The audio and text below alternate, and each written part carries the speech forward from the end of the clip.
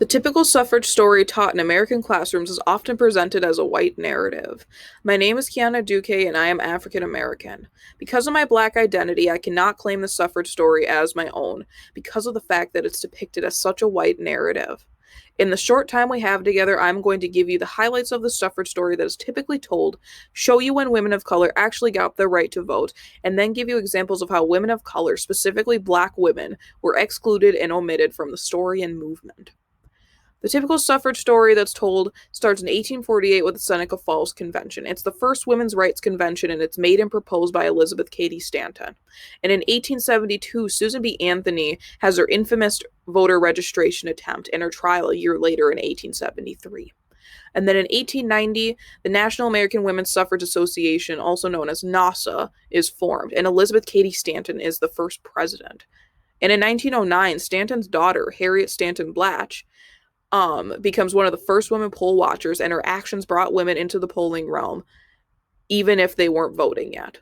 And in 1910, Alice Paul returns to America from England, where she was with the militant Emmeline and Christine Pankhurst, and with her, she brought militancy to the American suffrage movement.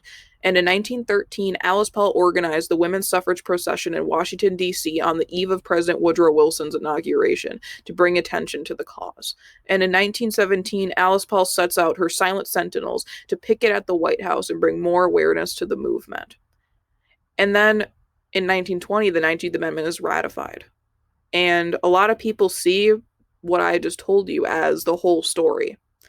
But that's not the case. Not only were all of those things I mentioned done by white women, no people of color mentioned, not every woman got the right to vote with the 19th Amendment in 1920.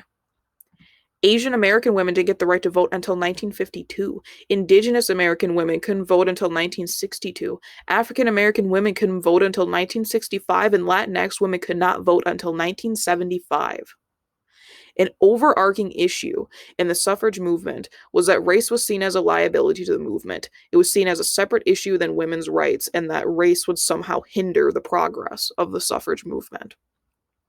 Sojourner Truth argued that a black woman is still a woman no matter her race, that any woman of color is still a woman no matter her race.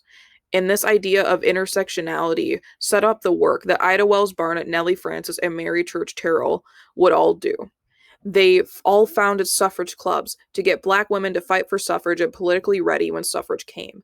And Ida Wells Barnett, in particular, tried to participate in Alice Paul's parade in 1913, but was told to march at the back with the other black women because if they were intermingled in, that white women wouldn't want to participate.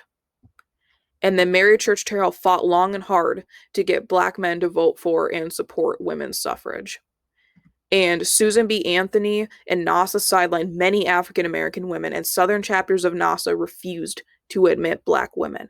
In the Northeastern Federation of Colored Women, all 6,000 members tried to apply for membership to NASA, and Carrie Chapman Catt, the president at the time, begged them to withdraw their applications because she saw them and their race as a liability to the movement.